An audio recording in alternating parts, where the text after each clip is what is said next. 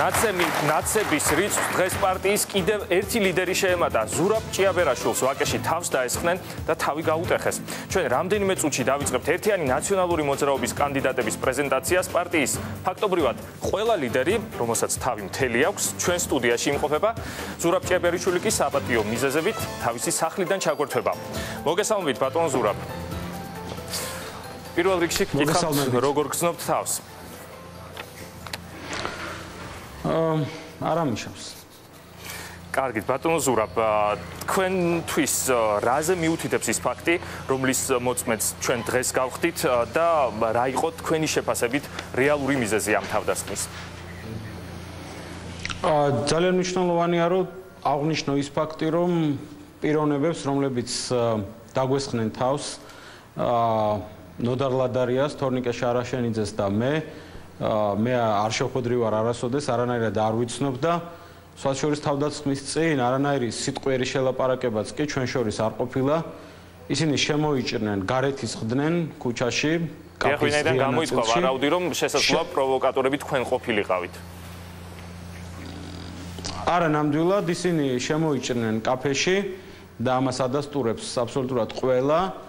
რეზო თაბუკაშვილს, რომელიც აღმოჩნდა, რომ რეზო თაბუკაშვილი იყო, ხელთ ეჭირა დიდი ჭიქა, რომელშიც ყავან, ჩაი იყო, ყოველ შემთხვევაში ცხელი სითხე და სახეში შეასხა ნოდარ ლადარიას, მაგრამ მთავარი სამიზნე ვიყავი მე და ისე რომ ადგომა ვერ მოვასწარი, ის თავში ჩამარტყა და როგორც კი წამოვიწიე, მერე ჩამარტყა ეს თვითონ ეს ჭიქა სახეში. და ისინი ყვიროდნენ, რომ ჩვენ არა გვაქვს ქუჩაში გამოსვლის უფლება, რომ ჩვენ რა უფლებით შემოდივართ ამ კაფეში, გაეთრიეთ აქედან და პრაქტიკულად აი ამ ჩარტყმის შემდეგ ისინი სწრაფათვე გაიქცნენ უკან, დატოვეს კაფე და რამდენადაც ეხლა თუ მახსოვს, გვალიბაღისკენ გაიქცნენ. კიდევ ერთხელ მინდა გავიმეორო, ჩვენ შორის საერთოდ ეს ადამიანები ცხოვრებაში პირველად ვნახე და ამავდროულად არანაირი სიტყვიერი კონტაქტიც არ ყოფილა. რაც ხალხსახად მიუთითებს იმაზე, რომ ქვეყანაში შექმნილი არის აი ასეთი ძალადობრივი ატმოსფერო, რომელსაც სათავე დაუდო თავად ბიძინა ივანიშვილმა, როდესაც მსგავსი ფაქტები დაიწყო და დაიწყო ფიზიკური ანგარიშწორება ნაციონალურ მოძრაობაზე, მან განაცხადა, რომ გაგებით მოვეკიდოთ და მაშინვე ჩვენ ვაცხადებდით, რომ შესაძლებელია ეს დღეს ვიღაცის აღფრთოვანებასაც კი იწევდეს, როდესაც ნაციონალური მოძრაობის წევრებს ფიზიკური ძალადობის მსხვერპლად ხედავს. და ჩვენ ამ ყველაფერს ტელევიზიით უყურებს მაყურებელი, მაგრამ რა ქნას იმ უამრავმა ადამიანმა, რომელიც თავად ხდება რაიონებში, სოფლებში ამინისტიით გამოსული კრიმინალების და ზოგადად აი ამ ძალადობრივი გარემოს მსხვერპლი და რომელიც ფართო მაყურებლამდე და მედიამდე არ აღწევს. ძალიან კარგად იცის საზოგადოებამ, რომ კრიმინალმა იმატა და თუ კი ხელისუფლებამ დაუშვა პოლიტიკური ოპონენტების მიმართ ასეთი ფიზიკური ძალადობა, მას ძალიან კარგად უნდა ესმოდეს, რომ ეს ფიზიკური ძალადობა ვრცელდება მერე საზოგადოების აბსოლუტურად ყველა წევრზე და ამის შედეგი არის ეს კრიმინალის მატება. ძალიან მნიშვნელოვანია ისიც დიახ დაასრულეთ და გითხავთ. და ხელისუფლება ეს უსასრულოდ ვერ მართავს. ბუნებრივია, ეხლა როდესაც ნუგზარ ციკლაური ცემეს, იქ ჩემი ვარაუდით და ამას მიუთითებს ის, რომ მისი გამოძიება არ მოხდა ამ საქმის და დღემდე გაჭიანურდა, იქ აშკარად ჩანდა ფორმიანი, ნიღბიანი ადამიანების პირდაპირი დაკვეთა მისი გატაცების და მისი შეურაცხყოფის, ფიზიკური ძალადობის. ჩემ შემთხვევაში მე შეიძლება დღეს ნამდვილად ვერ ვიტყვი, რომ ეს ვინმეს მიერ დავალებული იყო, მაგრამ როცა საზოგადოებაში ასე უსასრულოდ გრძელდება ძალადობის სერია, არავინ არ ისჯება და პირიქით ხელისუფლება მუდმივად თავისი რიტორიკით ცეცხლზე ნავცას ხამს და ასეთი როგორც ჩანს მე არ მომისმენია დღესაც ყოფილა, რომ შესაძლებელია ჭიაბერაშვილმა შეაგინა რაღაც რისი შემთხვევაც ნამდვილად არ ყოფილა და ვინც მე მიცნობს, მათ ძალიან კარგად იციან ეს, ხო?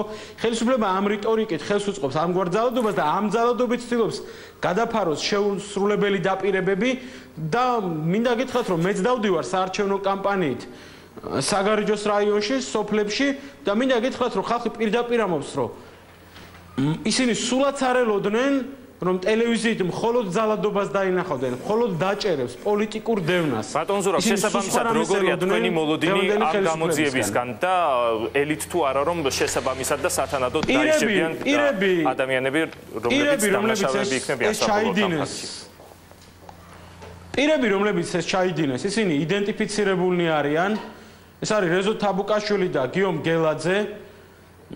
შესაბამისად, აქ უნდა მთავარი ტესტი ახლა იქნება თუ როგორ შევა, რა მუხლით შევა პროკურატურა სასამართლოში, იმიტომ რომ ჩვენ ძალიან კარგად ვნახეთ იგივე დავით კოდუას შემთხვევაში, რომ სუბუქი დაზიანებით ადამიანი, რომელიც კვირაზე მეტი ხნის განმავლობაში კომაში იყო, ასევე ვაკეში, მასზე განხორციელდა ძალადობა, სუბუქი დაზიანებით შევიდნენ და ჩვენ არ ვიცით კიდე რა შედეგი დადგება, ამიტომ ეს იქნება ხელისუფლების ტესტი. და იქნება პროკურატურის და სასამართლო ხელისუფლების ტესტი, რა სანქცია იქნება გამოყენებული. ჩვენ მთელი თვეების და წელიწადნახევრის განმავლობაში ხედავდით, რომ 100-ლარიანი ჯარიმებით კმაყოფილდებოდა პროკურატურა იმ ადამიანებზე, რომლებიც დღევანდელი ხელისუფლების პოლიტიკურ ოპონენტებზე და ჩვენზე ნაციონალურ მოძრაობაზე ახორციელებდა ძალადობას. და ამან წაახალისა სხვები, როდესაც იგივე რეზო თაბუკაშვილი უყურებდა, რომ არავინ არ დასჯილა ადრე განხორციელებულ ძალადობებზე, ამან უბიძგა მას, რომ ის დაუსჯელი დარჩებოდა და გააკეთა ის, რაც გააკეთა, ხო? და ამას სადღაც წერტილი უნდა დაესვას, იმიტომ რომ შეიძლება ჩვენ დავბრუნდეთ 90-იან წლებში, მაშინაც ასეთი ერთეული ინციდენტებით დაიწყო ის, რამაც მიგვიყვანა მასობრივ ძალადობაზე და მაშინაც თუ პოლიტიკური ოპონენტების მიმართ საზოგადოებამ წაუყრუა ქუჩაში დახვრეტებს და ძალადობას, მერე მიგვიყვანა იქამდე ამან, რომ მთლიანად მთელი საზოგადოება ჩამოიშალა, მთლიანად სახელმწიფო მოისპო, ინსტიტუტები განადგურდა. ამიტომ მიჯნა იქიდან სად უნდა გავჩერდეთ, ძალიან მყიფეა და შეიძლება ამან ძალიან ცუდი შედეგები მოიტანოს. მე მინდა საზოგადოებას უთხრა, რომ ჩვენ ნაციონალურ მოძრაობას ძალიან კარგად გვესმის ამ ბრძოლის ფასი. მე წელიწადი მატარეს პროკურატურაში და სასამართლოში დამაკავეს კიდევაც და ვიყავი პოლიტიკური დევნის მსხვერპლი, მაგრამ ძალიან კარგად მესმოდა რა ფასს ვიხდიდი მე ამაში.